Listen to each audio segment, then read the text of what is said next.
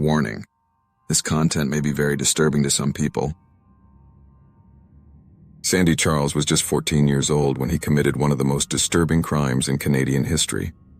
What makes this case even more chilling isn't just the act itself, but the dark obsession that drove him to it. A twisted fascination with the occult, fueled by delusions and violent media that blurred the lines between reality and fiction. In the small, quiet town of La Ronge, Saskatchewan, life was simple and uneventful for most families. But in the summer of 1995, that peace was shattered. Sandy Charles had always been a troubled teenager. Those who knew him described him as quiet, withdrawn, and often lost in his own world. Beneath the surface, however, something much darker was brewing. Charles had developed a disturbing obsession with satanic rituals and horror movies, particularly the film Warlock, which depicted gruesome acts of murder and rituals involving the consumption of human flesh. To Charles, this wasn't just fiction, it was inspiration. In the weeks leading up to the crime, Sandy began talking to those around him about his belief in black magic. He told a friend about his desire to perform a ritual he had seen in Warlock, one that involved consuming the fat of a child to gain the power of flight.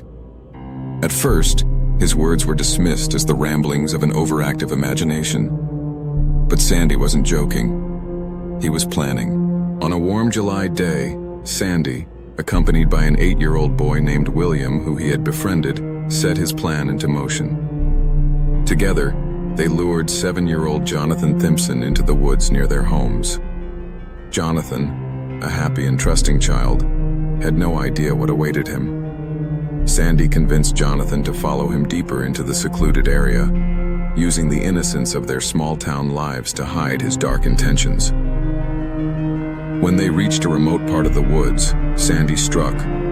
He attacked Jonathan with a knife, stabbing him multiple times as the young boy screamed for help. The assault was brutal, calculated, and unrelenting. Sandy wasn't acting out of rage. He was carrying out a ritual he had rehearsed in his mind countless times. William, the 8-year-old who had followed Sandy into the woods, watched in silent horror as the scene unfolded. After the murder, Sandy's actions took an even darker turn. Driven by his delusions, he mutilated Jonathan's body, removing strips of flesh from the young boy. He carefully placed the pieces into a container and carried them back to his home, where the final part of his ritual would take place. Sandy boiled the flesh, believing that consuming it would grant him supernatural powers. To him, this was not an act of insanity. It was a means to an end, a way to transcend the limitations of the human body. Jonathan's disappearance didn't go unnoticed. When the young boy failed to return home, his family and neighbors began searching for him, their concern growing with each passing hour. It didn't take long for authorities to connect Sandy to the crime. His behavior in the days following the murder was erratic and suspicious, and William, unable to keep the horrifying secret, eventually revealed what had happened.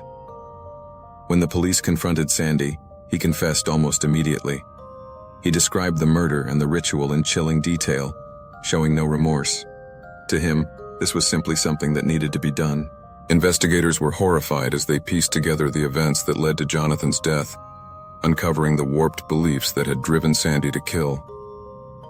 The evidence they found at the scene and in Sandy's home confirmed his confession: Jonathan's remains, the knife used in the attack, and the remnants of the flesh Sandy had boiled. During the trial, the court delved deep into Sandy's psyche. Psychiatrists determined that he was suffering from severe mental health issues, including schizophrenia. He had been hearing voices that urged him to carry out the ritual, convincing him that it was the only way to achieve his goal.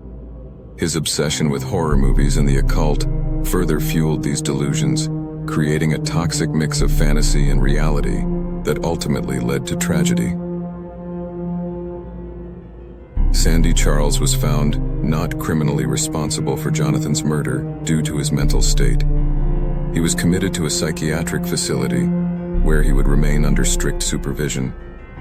But for the residents of La Ronge and for the family of Jonathan Thimpson, the damage was already done. A young life had been taken in the most brutal and senseless way imaginable, leaving a community grappling with grief and unanswered questions. The case sent shockwaves throughout Canada, sparking debates about the influence of violent media on impressionable minds and the importance of mental health awareness. Some argued that Sandy's actions were the result of his untreated illness, while others believed his obsession with films like Warlock had pushed him over the edge. The case also raised troubling questions about how someone so young could commit such a heinous act, forcing society to confront uncomfortable truths about the dark corners of the human mind. Today, the story of Sandy Charles serves as a chilling reminder of what can happen when mental illness goes untreated and fantasy becomes indistinguishable from reality. It's a tale of innocence lost, both for Jonathan Thimpson, who was taken far too soon, and for a community forever changed by the horrors that unfolded in the woods that summer.